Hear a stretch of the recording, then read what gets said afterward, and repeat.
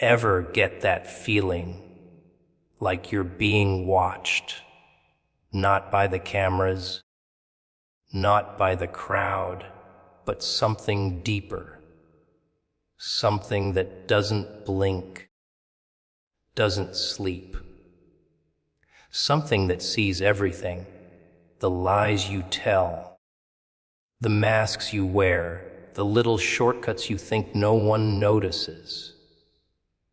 Yeah, that feeling. It's not your imagination. It's not paranoia. It's a presence. Silent, unshakable. Sent by someone who doesn't play dice with the universe. You're being watched for a purpose, not by accident. Not because the universe slipped up and accidentally focused its lens on you. No, this isn't some random flicker in the system. This is intentional, deliberate, like a sniper's gaze, locked in, patient. You've felt it, haven't you? That sensation that you're not alone. Not just the room, empty, but heart racing, kind of not alone, but the soul knows kind. Like something ancient and intelligent is paying attention, not to what you show, but to what you I've hidey. And here's the thing, most people, they crave attention, beg for it, drown in filters and noise trying to manufacture it. But this isn't the kind you ask for. This is the kind that finds you. This watcher isn't here to applaud. It doesn't care how many followers you have, how polished your words sound, how safe you play it. No, it's watching for something else. Something buried, something dangerous, something real. You've got something inside you that hasn't been activated yet. That's what the watcher is here for. Not your comfort, not your convenience. Your potential, the ugly kind, the kind that makes people nervous, the kind that could set fire to everything fake if you ever stop pretending. That's why it's here. Because deep down, beneath all the distractions and delays, you were built for impact, real impact, the kind that shifts atmospheres, cracks foundations, breaks cycles. You think you're small. You think you're irrelevant. Then why are you under surveillance? Why is something bigger than your whole existence keeping tabs on you while others fade into the background? That doesn't happen by mistake. That's not coincidence. That's strategy. Because you're not as hidden as you think. You're not as invisible as you've convinced yourself. You've caught attention, divine attention, and that's never casual. You've been walking around like a civilian in a war zone, like your choices don't echo, like your apathy doesn't ripple. But when you're chosen, nothing is neutral, not your silence, not your delay, not your excuses. The watcher sees it all. And it's not judging you like a court. No, it's measuring you like a weapon, calculating your readiness, watching how you react to pressure, to temptation, to failure. Because someone in power doesn't watch the finished product. They watch the EV process. And you've been under review since the first time you felt out of place. Since the first time the world didn't fit and you thought it was your fault. It wasn't. That discomfort, that was the mark, the sign, the beginning of the scan. See, they don't track people who blend in. They track the ones who might wake up one day and tear the curtain down. The ones who don't just want truth, they become it. That's you. Whether you like it or not. The most dangerous lie you've believed is that no one's watching. That no one cares what you do behind closed doors. But someone in power sees everything.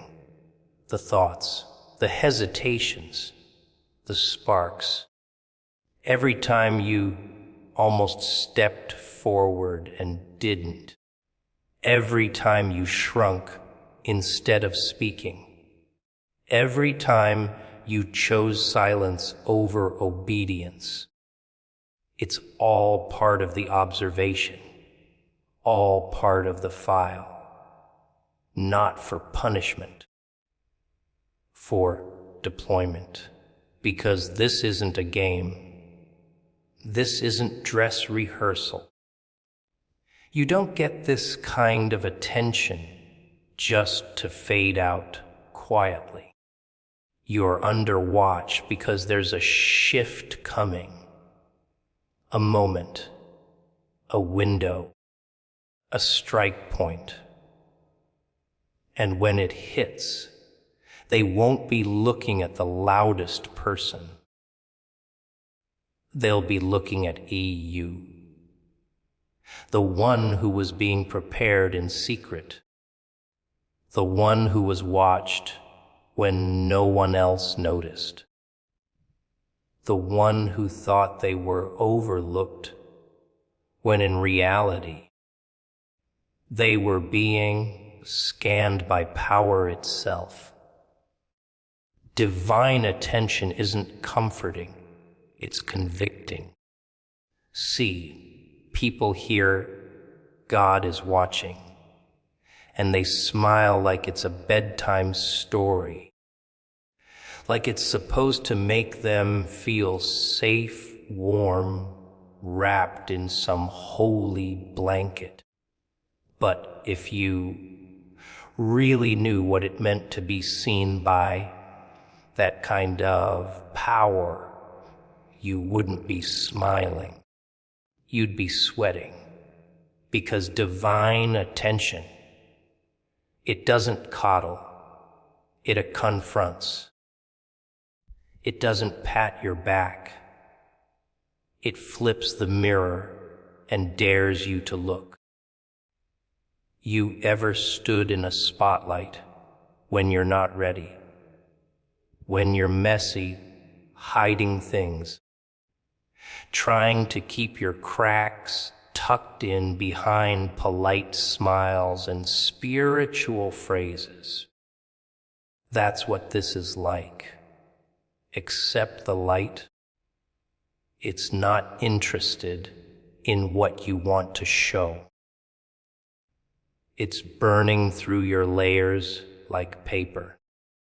You think you can hide behind your excuses, your delays, your "I'm not ready" speech. That's cute. But the one who's watching sees through time, through pretense. Through every clever lie you've rehearsed so well, even you believe it now. People want God's presence to feel like peace, like a vacation. But real presence doesn't feel like peace. It feels like pressure, holy pressure. That kind that makes your stomach twist when you're about to make the wrong move. That fire in your bones when you're about to play small. That weight on your chest when you're running from the very thing you're called to do. That's not anxiety, that's conviction. That's what it feels like when power is close and you're not living up to it. It's not comfortable to be seen by someone who knows what you're capable of. It's not relaxing to be watched by someone who remembers what he put inside you when you've been pretending to forget. You think divine attention feels like applause. Try accountability. Try standing in front of someone who knows exactly what you could have done and didn't. Not because you couldn't, but because you wouldn't. You chose comfort. You chose distraction. You chose to stay quiet. And he saw all of it. The scariest thing about being under divine surveillance isn't that he sees your failures. It's that he sees your potential. And he keeps watching anyway, watching you scroll past your purpose, watching you decorate your cage and call it self-care. Watching you tell yourself it's not the right time. Like he doesn't know the exact second your moment was supposed to begin. You don't get to lie to someone who sees the blueprint. You don't get to act powerless when he's the one who handed you the fire. And here's the twist. His attention isn't passive. It comes with expectations, with assignments, with thy weight. You want to be seen, right? You want to be chosen. Then you better be ready for what that A really means. Because when he locks eyes on you, it's not for decoration, it's for deployment. He's not just watching to watch, he's watching to unleash. But not until you face the gap between who you are and who you pretend to be. Divine attention demands a response. It demands action, change, movement. But people want to be watched without being moved. They want to feel special without being stretched. They want presence without pressure. But it doesn't work like that. Not when the one watching has plans for you. Not when his gaze comes with responsibility. You've been marked, tagged, not for pity, but for purpose. And he's not looking at your resume. He's not watching your public image. He's staring dead into your potential. and waiting to see what you'll do with it. Your silence and excuses are being recorded. Every time you bite your tongue when you were supposed to speak. Every time you shrink when the room needed your weight. Every moment you convince yourself that it's not my place, or maybe later, or I'm not ready.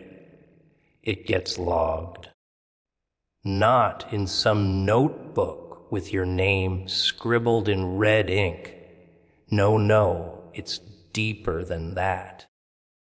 It's etched into the timeline you were meant to alter.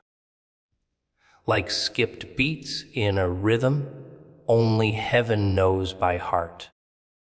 And it notices when you go off tempo. You think silence is neutral. That not doing something doesn't count. That keeping your head down means you're safe. But silence isn't safety. It's a statement, a loud one, louder than your speeches, louder than your staged confidence. It says, I see the fire, but I'd rather stay cold. It says, I feel the pull, but I'd rather not move. And that excuse you've been recycling, that pretty little phrase you use to cover the discomfort, it's not hiding you, it's or defining you. You think God sent someone to watch you just to grade your performance. No, this isn't school. This is war. And in war, hesitation can be louder than betrayal. Delay can be as dangerous as denial. You think the mission pauses because you're tired, because you didn't feel like it. That's not how purpose works. Purpose doesn't wait for your permission. It moves. And if you don't move with it, it keeps going without you. But the silence you left behind, it echoes. See, your life is surrounded by moments, divine openings, cracks in reality where your voice was meant to thunder through, where your presence was supposed to change the outcome. But instead, there's just nothing, dead air. You were waiting for a sign, but the S sign was you. And the watcher, he doesn't miss a beat. He sees every almost, every maybe, every not today, every what if I fail, and what will they think, and I'm not enough. He hears it all. He hears the truth you didn't speak and the strength you didn't use. People love to say, God knows my heart. Oh, he does. That's the terrifying part. He knows exactly what's in you. And he watches you walk around like you're empty. You keep selling him this quiet act, hoping he buys it as humility. But it's not humility. It's fear in disguising. And that fear, it's costing more than you realize. It's not just about what you didn't do. It's about what could have happened if you had. Excuses sound smart when you say them out loud. They make you feel protected. But excuses are just delay dressed in logic. They're chains with charm. And the longer you wear them, the more normal they feel. You've been telling yourself the same story for so long, you don't even question it anymore. But the one watching, he questions it. He watches you limp when he built you to run. He watches you apologize for your fire like it's some kind of flaw. You think you're being overlooked, but in reality, you're being observed closely, intentionally. Not because you've failed, but because there's still time. Because your silence isn't final yet. Because even now, the watcher hasn't looked away, not once. He's still tracking every flicker of hesitation, every breath you hold back, every word you swallow. And he's not collecting this data to punish you. He's waiting for the moment when you finally break the silence, shatter the excuse, and air become the sound that was missing this whole time. Only those with potential are placed under surveillance. You think everyone's being watched like this? You think every soul walking around gets this kind of attention? No, that would be a waste of energy.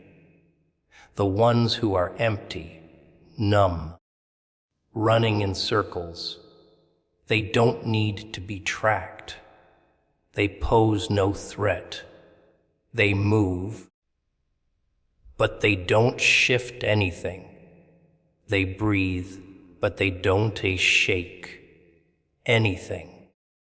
It's only the ones who carry something dangerous, purpose, who get the eyes on them. It's not about popularity, not about being loud or visible. It's about weight, spiritual weight, the kind that bends atmospheres when it enters the room, the kind that heaven marks and hell fears. That's the kind of potential that puts you on the list.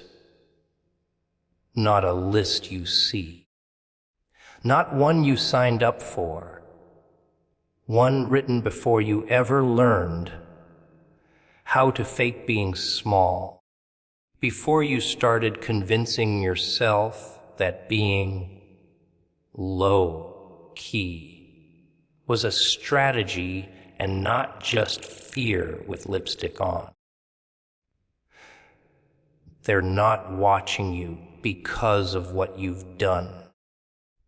They're watching you because of what you could do, what you're wired for, what you haven't even touched yet. There's something in your bones, in your voice, in your story that wasn't meant to stay dormant. And the watcher, he's not distracted. He sees it all, even when you're hiding, especially when you're hiding.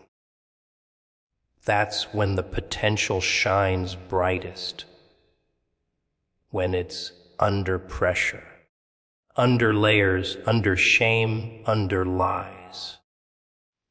The ones who get watched are the ones who might break patterns, who might interrupt the cycle, who might wake up and start speaking in a language that sets people free.